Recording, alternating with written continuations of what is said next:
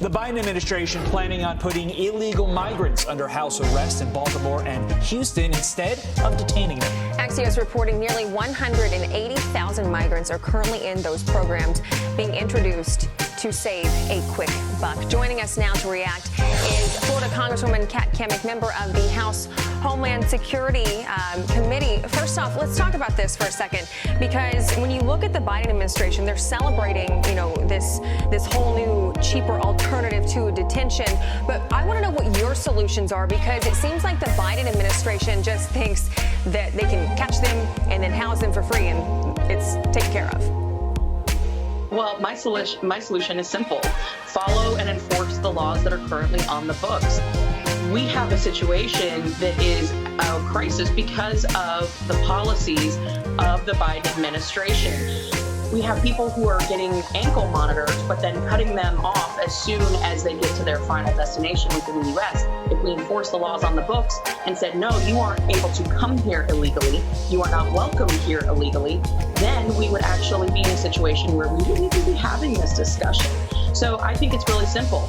Build the wall, enforce the laws on the books, enforce Title 42 and the MPP policy. But we've seen that this administration is more intent on executing on a political agenda than actually following the laws. Congresswoman, this to me looks like another way for the Biden administration to disperse migrants throughout the country. They got a lot of flack for the secret flights, so now they're doing it this way. It seems like the effect is the same, putting migrants away from the border and into communities. Right now it's in Baltimore and in Houston. How soon before this comes to a city or community near you?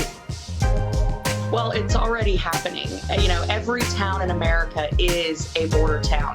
And I have been on countless flights where there have been migrants with paperwork. They have just come across the border and they're being sent all over the country. And of course, we see in cities like New York and other places in California, you don't even have to prove citizenship to vote. So it makes you wonder, what are the motivations of this administration where they are blatantly breaking the law, subverting the law, and sending these people all across the country? We know we have over 1.7 million people come across our borders apprehended just last year.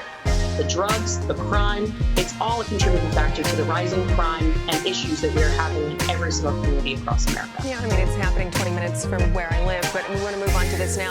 Liberals' beloved policy is shielding an illegal immigrant who was charged with drawing swastikas from fifth deportation. This guy was arrested for the first time in 2006. He was then deported in 2006, 2007, 2014, 2017.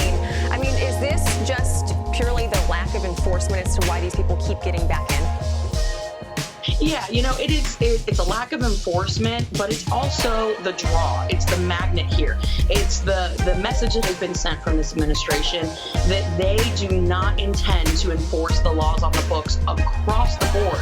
You have so-called bail reform, which is putting dangerous criminals right back on the streets. There's no enforcement for violent crimes. There's no enforcement for major drug crimes. This is what is drawing people here, saying, well, listen, the trafficker in chief in the White House, he doesn't really care what's going on. They're focused on a social justice warrior agenda that is all about free handouts and poverty programs to trap people. That's the magnet.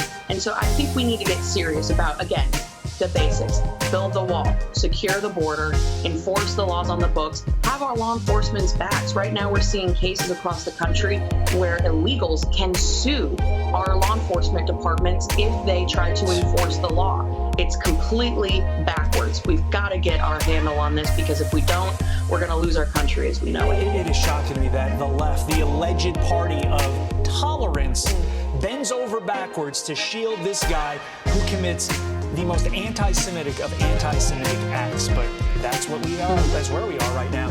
Finally, Congresswoman, President Biden facing mounting pressure to roll back COVID restrictions after governors of 4 Democrat-run states drop masking in schools. Congresswoman, you are in the halls of Congress every day. How much of a reaction is this to the fact that, oh no, it seems that Democrats too, the voters, do not like mask mandates. We better do something as a Democratic Party or we're going to get wiped come November. Yeah, the hypocrisy of the left really knows no bounds. I walk around the halls of Congress every day and see my Democrat colleagues without masks. socializing in groups. I see them, avoiding the so-called rules that they have in place. But the minute a camera comes on, oh my goodness, they got to throw a mask on their face. They see this as a political issue at this point that they are losing. And if we know anything about the left, it's about dependency and control, and they'll do anything they can to follow the polling numbers. They see this as an issue where, oh my gosh, voters are actually starting to hate this policy. We better change course. We know it was never about the science. It was never about keeping people or our kids safe.